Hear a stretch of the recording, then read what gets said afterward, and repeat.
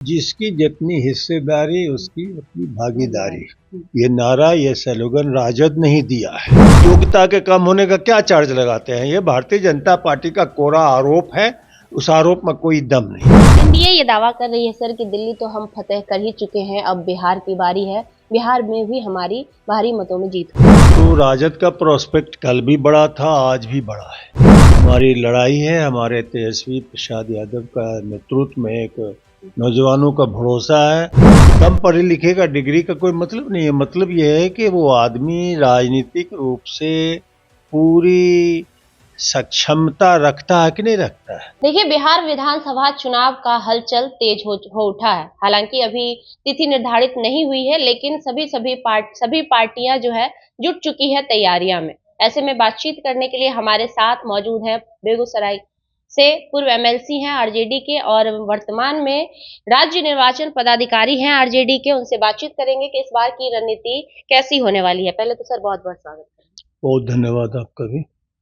Sir, विधानसभा चुनाव आने वाला है और तैयारियां भी कहीं ना कहीं शुरू हो चुकी है। सभी कैंडिडेट्स अपने अपने क्षेत्र में उतर चुके हैं। इस बार की जो लड़ाई है समीकरण के हिसाब से, वो कैसे देखते हैं सर? उसको लग रहा है कि इस बार राजद के लिए कितना आसान और कितना मुश्किल होगा ये विधानसभा चुनाव?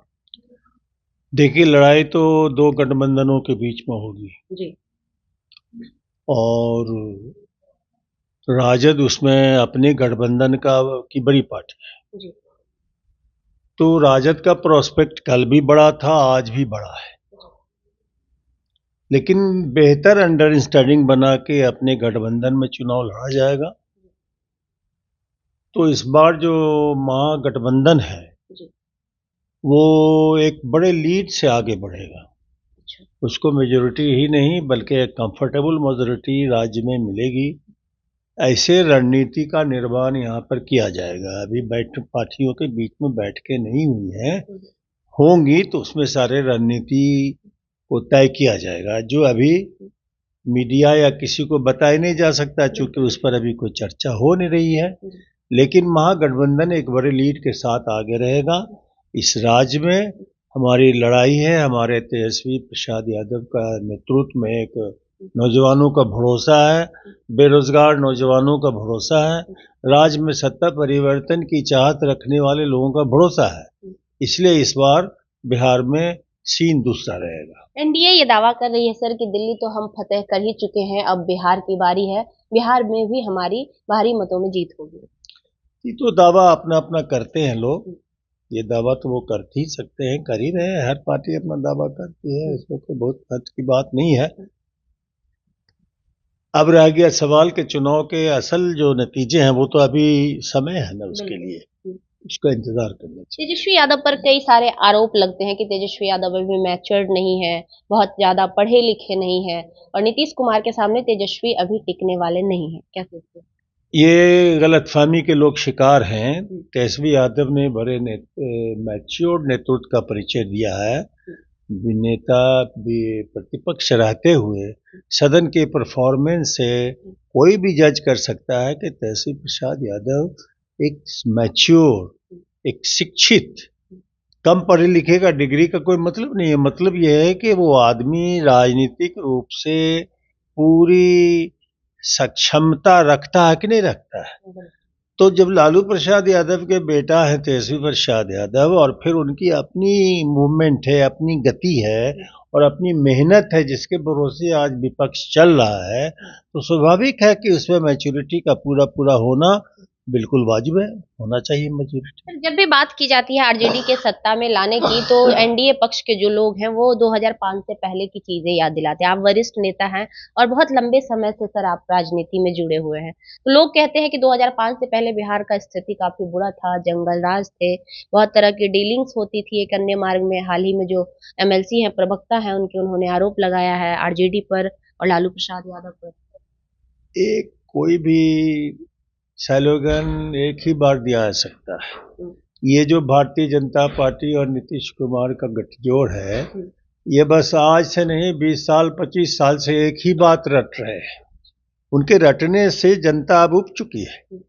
ऐसी कोई बात नहीं है कि वो 20 साल 25 साल की कहानी लगातार कहते रहेंगे और उन्हीं की बात पर व्यवहार चलेगा, ऐसा नहीं है। लोगों का भरोसा कैसे जीतेंगे सर? फिर से दोबारा राजनीति में फिर से एक लंबा अरसा हो गया। हालांकि बीच में 2 बार डिप्टी सीएम रहे भी हैं, तेजस्वी यादव आपकी पार्टी सत्ता में आई भी है, लेकिन एक लंबा गैप हो गया। 2005 से लेकर 25 देखा जाए तो 20 साल की गैपिंग हो गई।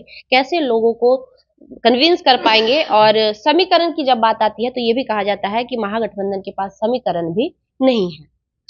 ऐसी कुछ बात नहीं है। पिछला चुनाव जो हुआ था, दोनों गठबंधन के बीच में केवल 12,000 का अंतर था। मात्र 12,000 के अंतर से गठबंधन के बीच में वोटों का अंतर था। तो आप समझ सकते हैं कि जब तेजस्वी के नेतृत्व में हम बिल्कुल अप्रोचिंग पॉइंट पर पहुंच गए हैं, तब इमैच्योरिटी का क्या चार्ज लगाते हैं, योग्यता के कम होने का क्या चार्ज लगाते हैं। ये भारतीय जनता पार्टी का कोरा आरोप है, उस आरोप में कोई दम नहीं। कुछ पॉलिटिकल लीडर कहते हैं कि पिछली बार उतनी अधिक सीट आने का मेन अहम जो रोल था चिराग पासवान का, हर सीट पर जेडीयू को नुकसान पहुंचाकर। कोई फैक्टर होता है, इस बार भी कोई फैक्टर होगा। फिर हमारा जनता से सीधा संवाद हो रहा है, जन संवाद यात्रा, कार्यकर्ता संवाद और दर्शन यात्रा आज कंप्लीट हुई है। कल पटना में उसका समापन हुआ है। सारे राज्य का दौरा हुआ है। एक नेता विरोधी दल का पूरे राज्य का दौरा होना और उसके जनता और कार्यकर्ता के बीच रूबरू होना, ये किस बात का द्योतक है? ये हमारी तैयारी का द्योतक है कि हम राज्य में एक बड़ी तैयारी करने जा रहे हैं। राष्ट्रीय जनता दल हमेशा ये कहती है कि हम आरक्षण को आगे बढ़ाने का काम किए और जिसकी जितनी हिस्सेदारी भागीदारी उसको उतनी हिस्सेदारी देंगे, ये हमेशा महागठबंधन के द्वारा कहा जाता है।